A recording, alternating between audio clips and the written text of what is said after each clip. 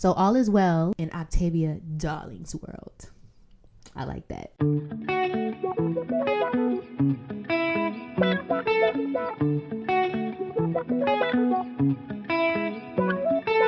So welcome to another episode of the Alignment Power Hour. I'm really loving this series, I can't lie. Tonight, if you're just now joining, we're talking about social media analytics and how to understand it. And the Alignment Power Hour is where we step into the version of you that your brand requires. All right.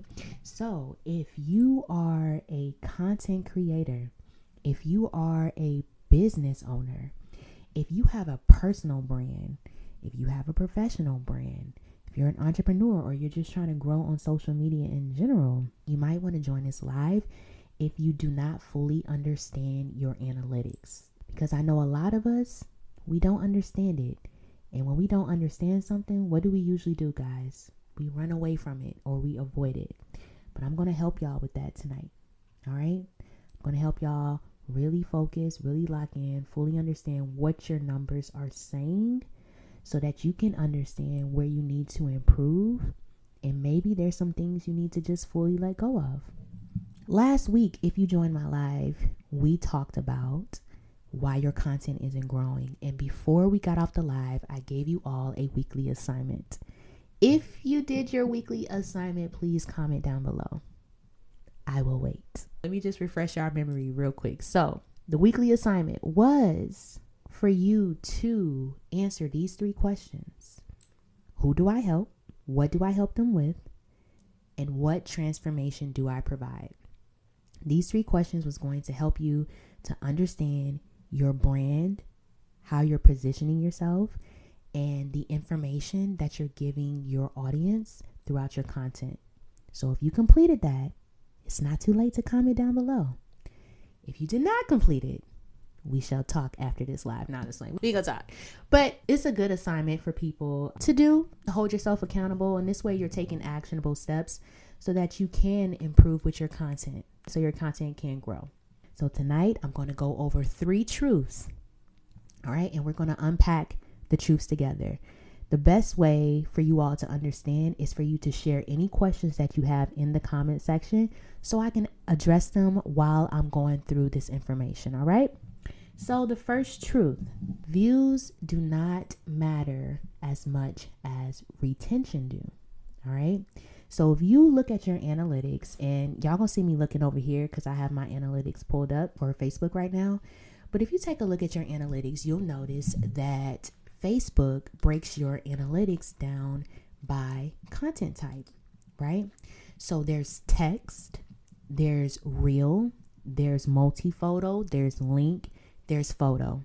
What does this mean? This means that you can receive views from any form of content. You do not only have to post statuses. You do not only have to post reels. You do not only have to post photos, but it's going to give you insight on what people are looking at the most. So the analytics is going to break down the views by followers and non-followers. So I'm looking at my analytics right now. And what it's telling me is that 67.2% of my views comes from followers, but 32.8% comes from non-followers, and that's collectively.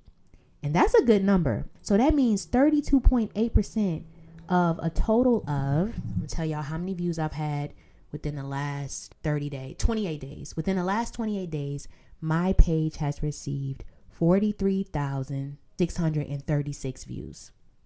So out of that number, 32.8% of them are non-followers. All right. So this is telling me that people who are watching my content are watching them because it catches their attention, but there's something missing to where it's not converting them to being actual followers. So this is another way you want to look at it. It's good to have that number. That's a big number. Imagine if I actually had 40-something thousand followers on Facebook. That's interesting, right? But I don't. I only have, I think, 2.3 thousand followers, which is not bad. But that still tells me there's something missing. There's a reason why people are not actually following? What can I improve on? So my analytics, and if you can follow along, because I want you guys to look at your analytics. And if you don't know how to look at that, you can go to your professional dashboard, and then at the top it's going to say analytics, and then that's when you click on there, and then you'll have an overall breakdown. So can you guess which content type gets the most views on my page? I want you to comment it down below. Is it statuses, which is text? Is it reels or multi-photos, links, or photos? Comment down below what you think is the number one content type that gets the highest views on my page. I'm going to go ahead and tell you because it surprised me. It's not reels. Good guess, but it's not reels. The number one content type are statuses for me. It's statuses. So isn't that interesting? It's not reels. It's not photos. It's statuses. Y'all see me post a lot of reels. Y'all see me post photos often. Y'all also see me post statuses. But 32.9% of my views are from statuses. 22.2% is from reels. So that should put things into perspective. What does that tell me? That tells me that there's value in the statuses that I actually post. That tells me that people are reading it, they're engaging with it, they're sharing it, they're liking it, and they're actually hooked on it, right? That also tells me that not as many people watch my reels as I thought they did, not on Facebook, which isn't a bad thing. Because again, we're going to go back to what we learned last week. What did we learn? There's different types of content. There's educational, there's entertaining, there is evergreen. On Facebook, the app overall is really a place for entertaining type of content, right? Or educational. I post a lot of educational content, some entertaining, but most of it is relatable. If I was someone who were to post, let's say cooking videos, or if I was someone to post skits or just something that was along the lines of entertainment, I guarantee you those numbers would be reversed. I guarantee you. Now, that doesn't mean I won't stop posting reels. That just means that if statuses is in the lead right now, at least for the last 30 days, then I should post more statuses that contains even more value. How can I create some statuses that will get a lot of shares, get a lot of likes, get a lot of comments, right? So these are things to consider when you're looking at your analytics by the content type. So if your goal is to grow your following, then you can utilize this data as a guide to choose from as far as what's the best form of content. If your highest numbers are reels, that means keep posting your reels like you're posting your reels. If your highest numbers are photos, but you like to post statuses, I don't know, it sounds like you need to post more photos, and maybe your captions can be more appealing and hook the viewers so that they can stay longer and look at it and engage with it and share it, right? And just a side note, something that really does help when it comes to boosting your engagement and boosting your posts is by you telling your followers what you want them to do, or I should say your viewers, telling them what you want them to do. And that's called a call to action. So if I was to make a status, which I did earlier today, and I said, hey, I'm going live tonight for the Alignment Power Hour at 5:30 p.m. Central Standard Time. Tonight, we're talking about social media analytics. Share this post to someone who might be interested in learning about this topic. So I'm telling everyone what I need them to do. That will boost that status. You see what I'm saying? Even with reels, if you make a reel where you're showing a cooking tutorial and your call to action is comment below your best recipe for, let's see, your best chicken and rice recipe or something like that. You know what I'm saying? You're telling people what to do. That also helps as far as growing your views and growing your engagement. So moving along, retention tells you who stayed. So again, your hook is your bread and butter. If your hook is not grasping people's attention, they're not going to stay. So going back to the numbers, I have more viewers than I have followers. So that tells me, Octavia, you can definitely improve when it comes to your hooks. No matter if it's a status, no matter if it's a reel, no matter if it's a photo, no matter what it is, I can improve with my hooks. I can improve in that area so that I can have a higher retention rate. Now, Facebook, I'm looking back at the analytics. Facebook breaks down the 3-second and 1 minute view percentages. All right. So out of the number of viewers I told you guys that I had, again, remember, I've had over 43,000 views on my page from the last 28 days. So out of that number, only 3,170 viewers clicked out after 3 seconds of watching a video or reading a status. So whatever it was, it didn't grasp their attention to stay. 3,000. All right. Now, when it comes to 1 minute views, which is a good number because I usually post reels that are at least 30 seconds to 1 minute long, only 237 people collectively, consistently watch through past the 1 minute viewer mark. Hey Candace, thank you for joining. So I'm trying to paint this picture for you when it comes to the numbers.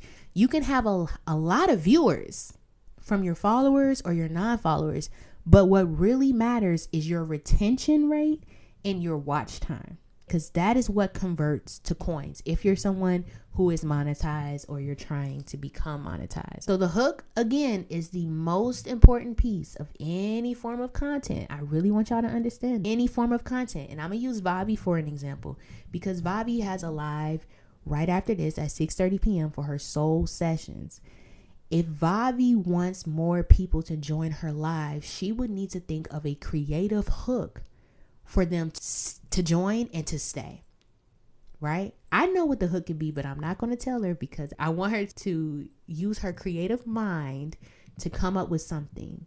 But this is just a good tip, right? You want people to stay. You want to hook them in. You want to grasp their attention. What can you do? Our attention spans are so short these days, you guys. Have you ever just been scrolling? I know for me, it's not even a second that I can stay on something. If it doesn't catch my attention this quick, I'm out of there. You lost me. And some good things that goes along with hooks, it's not always what you say, but it's also how you look. Is it good quality? What are you starting out with? Is it a delay before you're about to say or do something? All of that matters. So keep that in mind when you're thinking of hooks when it comes to your videos, to your statuses, to all those things. But you guys know how they have those type of content that's like clickbait, and you click on something, you're watching a video, and the text on the video has absolutely nothing to do with what the video contains. And when you finish watching the video, you're like, this had nothing to do with what you said. That's called clickbait. But guess what? That's a good hook, because guess what? You watched the whole video waiting to see what this person said was in the video. So that's just an example. Now, watch time tells you what's working. All right. If you post a 15-second video and majority of your viewers only viewed 3 seconds of that 15-second video, then that's an indication that your hook did not work. Or maybe they're not your audience either. Maybe they're just not interested in what you have to say or what you're doing, right? If you post a 1 minute video and your viewers watch from start to finish, then that means you had a good hook and you didn't lose their attention at all throughout the entire video. And that's good. All right. So keep in mind, again, people have short attention spans. So you want to create content that gets straight to the point, but has a hook that keeps them watching the entire time. When I started my YouTube channel, I will say one of the biggest hurdles I had to get over was my watch time, because a lot of people would watch my tutorials, but they weren't watching it from start to finish. They were probably only watching the first 3 to 5 minutes. And I used to put out tutorials that were like 10 to 15 minutes long. And for the life of me, I couldn't understand. I'm like, why wouldn't they watch the entire video? I don't understand. But then once I started learning about the value of hooks, once I started learning about the importance of watch time, I restructured how I would film my videos. So in the beginning of my tutorials, I would normally show them the finishing product first. And I would say something like, if you want to try this half up, half down, Bantu lock style, then keep watching this tutorial.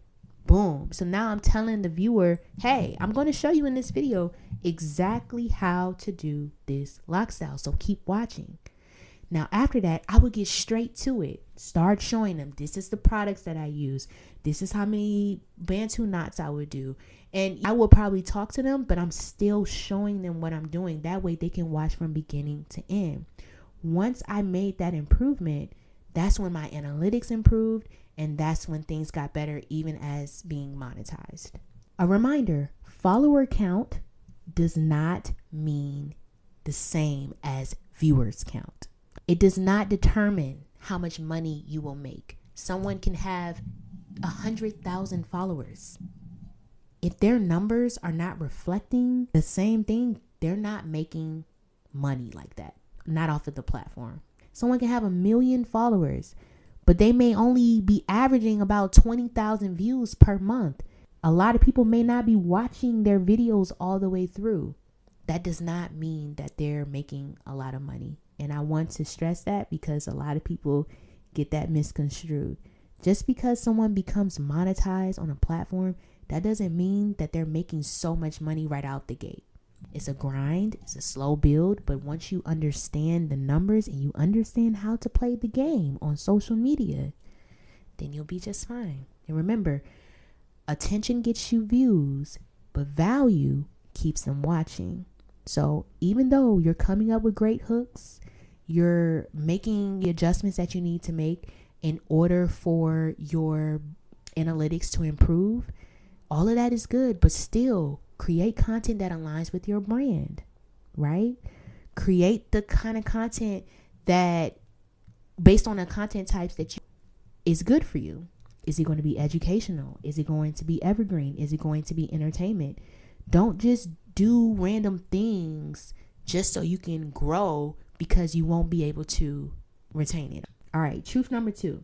Engagement tells you clarity. If someone saves a post, that means you provided value to them. I save posts all the time, and the number one app that I save posts on is Pinterest. I'm a Pinterest girl.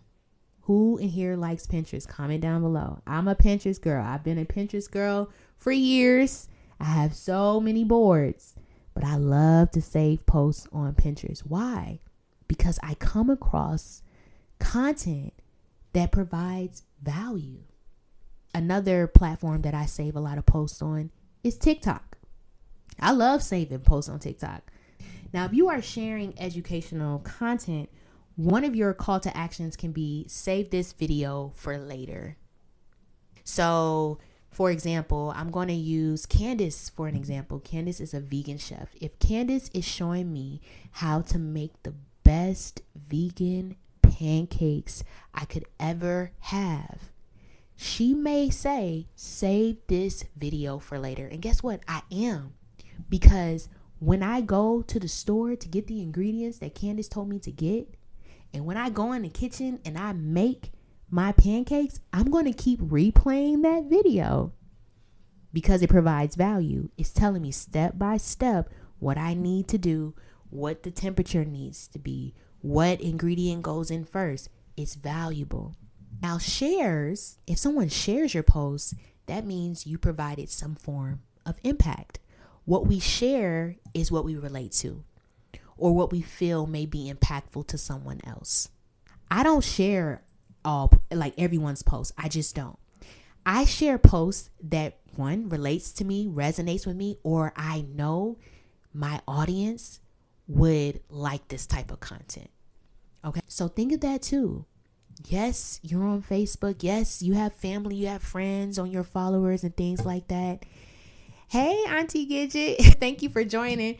Yes, you have all of these type of followers, but what you're sharing, does it relate to them? Does it resonate with them? Because remember, that's a form of content too. Shares is like the links. That's the content type when it comes to the analytics. It's links.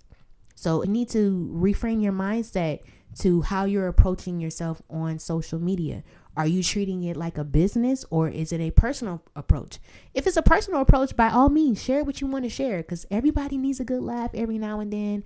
Or if you're into trends, share what you want to share. But if you're treating it like a business, I would share content that relates to either my business, or if it's a friend who has a business that I know would appeal to my audience, I'm going to share their stuff because I know that my audience could potentially become their audience or customers as well. All right. When people comment on your post, whether it's reels, whether it's texts, aka statuses, that means they're making a what? Connection. People comment on what they relate to and topics that they can speak on. So I know that sometimes, and I'm going to share this secret with y'all, whoever watches this live or listens to this on the podcast, y'all are the only ones who are going to know this secret. But sometimes I play around with the algorithm. So I don't know if you guys know this, but when you have a professional page or like a digital creator page on Facebook, in your professional dashboard, you can literally set what your weekly goals are. You can tell Facebook what your goals are. So for example, my goals lately have been to grow my community. I wanted to grow the engagement on my community. So Facebook creates weekly tasks for you to complete. So when y'all see me being super active on here, I'm just trying to complete my task. I'm literally doing what Facebook is telling me to do for the week. And it's literally helping me grow my page. So sometimes y'all will see me post a status where I'm like, I know I posted this status closer to Valentine's Day, but I said, what's your favorite romantic movies? Now, I asked a question that I knew anybody would be happy to answer. Anyone. But what y'all didn't know is that my last task that I needed to complete for the week was to respond to 5 more comments. I knew that status was going to get more than 5 comments, and I knew that I was going to complete my weekly task before the week ended. See what I'm saying? I'm just playing the social media game, and I'm trying to put y'all on game so that you can work smarter, not harder. I posted a status that I knew was going to be relatable, that I knew people was going to want to comment on, that I knew people was going to want to share, that I knew that could potentially go viral, because it's a question that anybody can answer. What are your favorite romantic movies? And it was around Valentine's Day, so it just made sense. Now, does that align with my brand? No, but I like to sprinkle a little razzle dazzle every now and then. There's nothing wrong with that, because I'm showing people that I'm relatable. I'm not always serious. I am an authentic being.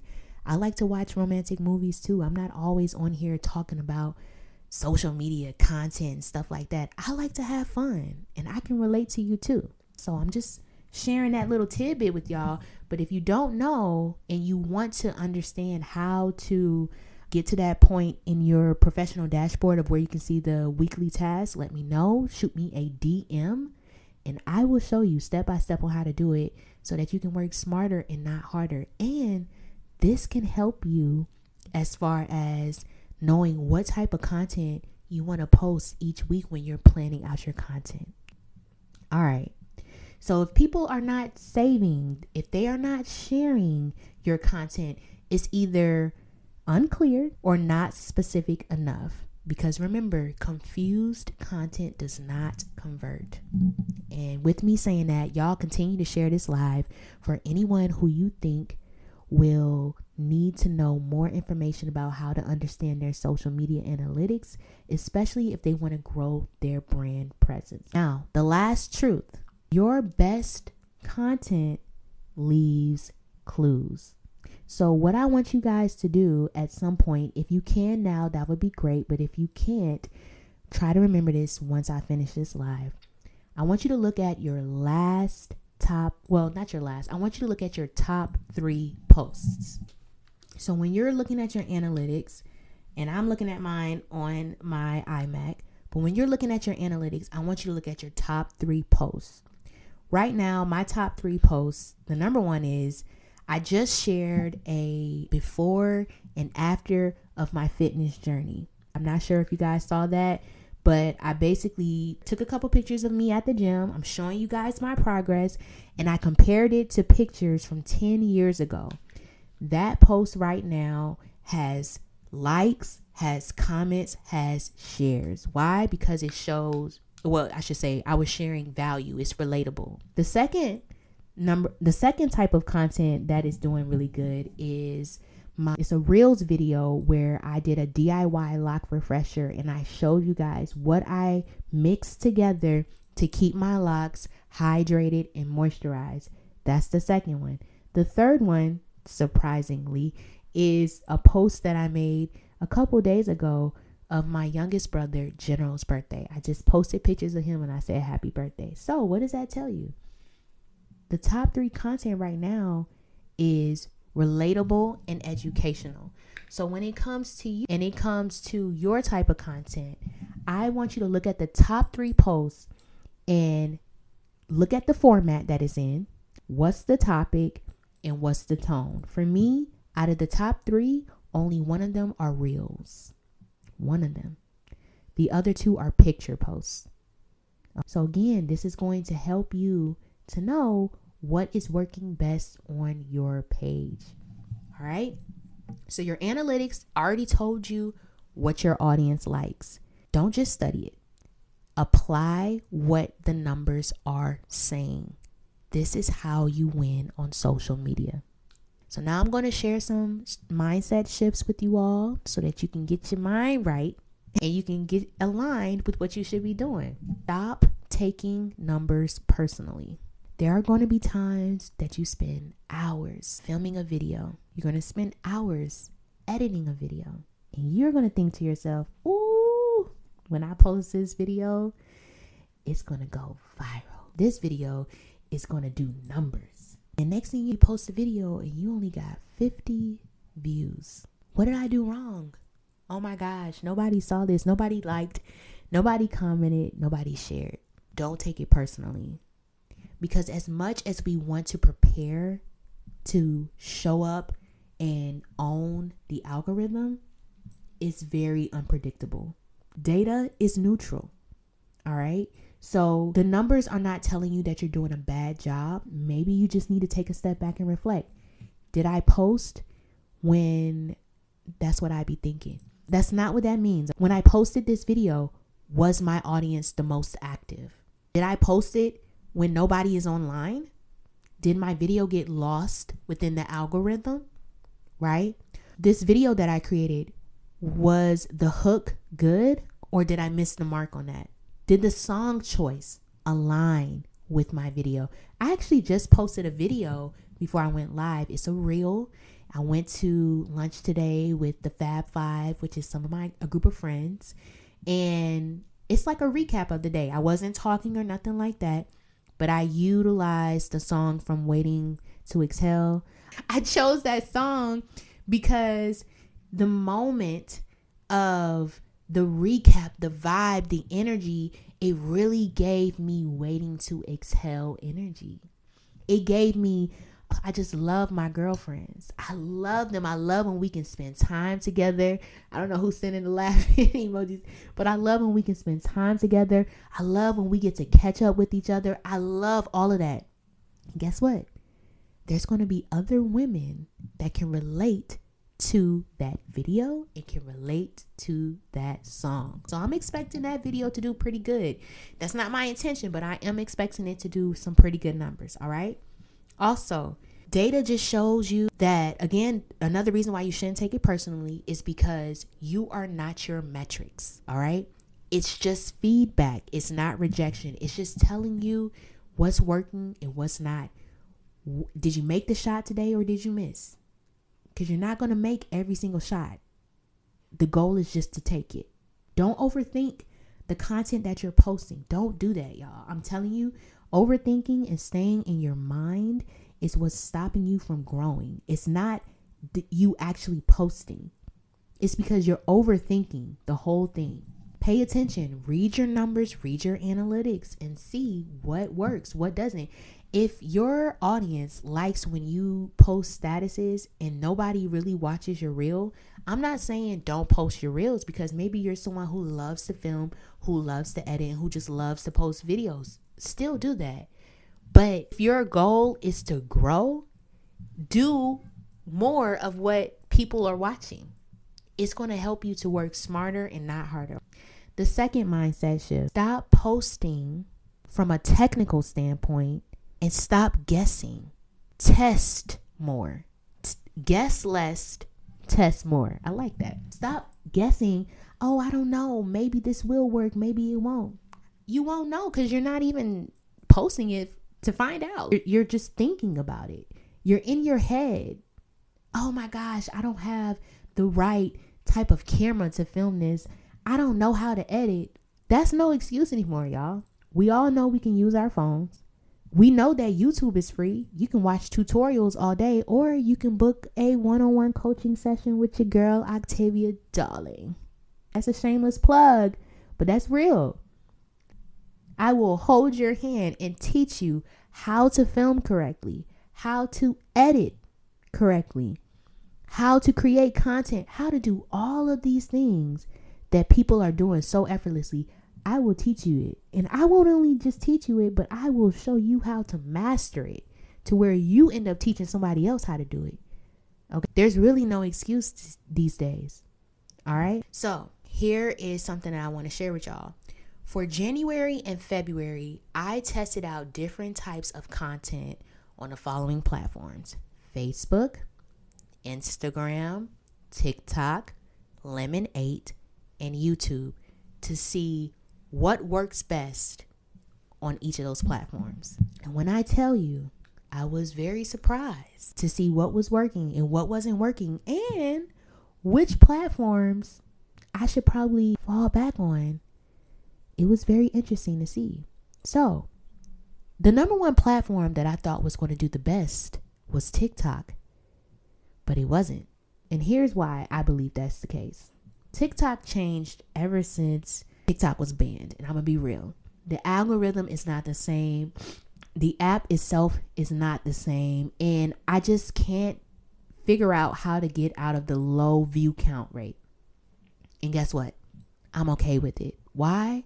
Because Lemon8, and if you don't know what Lemon8 is, I highly recommend that you check it out. But Lemon8 is an app that's like a mix between Pinterest and TikTok. A combination of both is so good.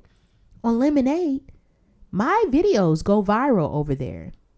I'm thriving over there on Lemon8, and I didn't even think that would happen, but it did.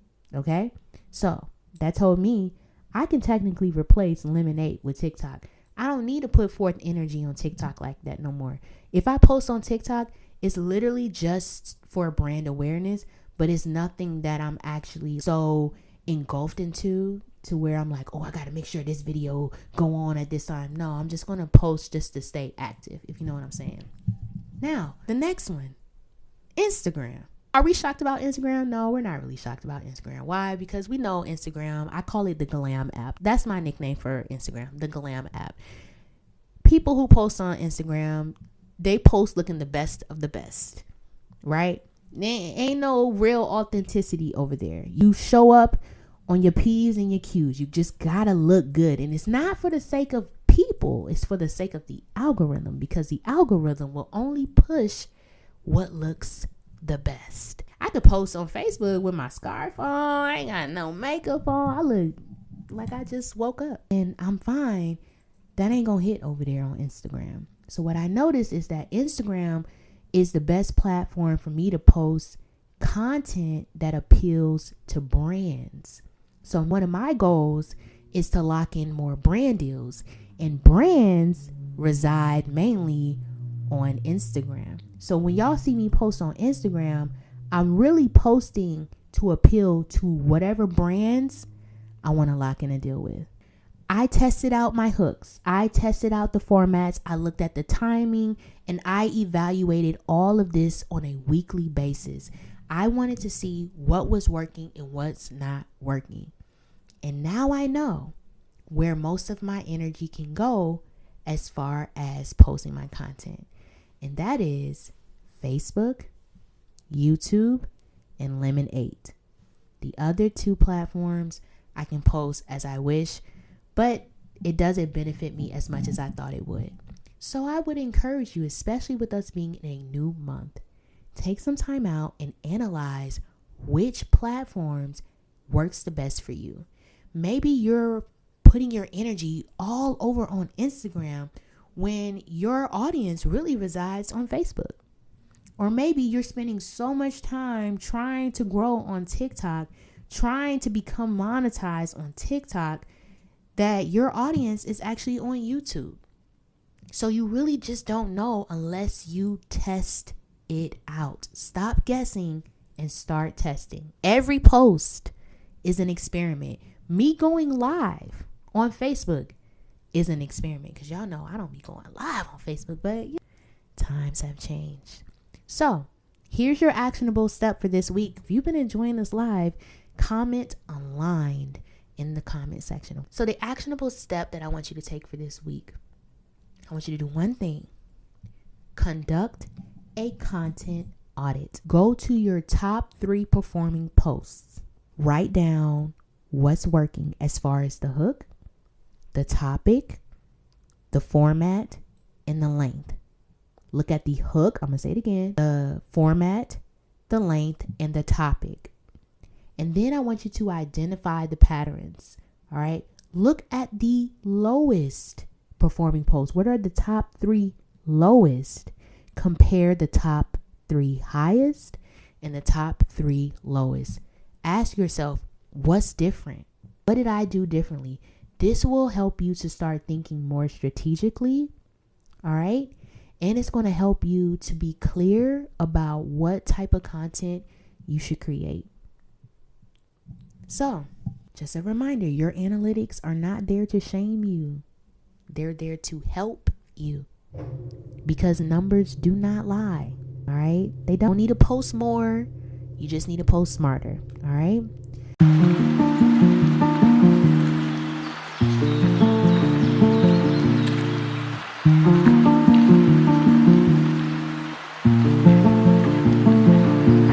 I look forward to talking to y'all. I look forward to sharing valuable information with y'all. And I look forward to learning from you all as well. So thank you again for joining. Don't forget, we go live every Sunday at 5:30 p.m. Central Standard Time. And if you have any questions regarding the topic tonight or anything related to coaching, DM me and I'm here to help. I will check y'all in the Soul Sessions live right after this at 6:30 p.m. Have a good evening. Thank you for joining. Ashe, Candace. Bye.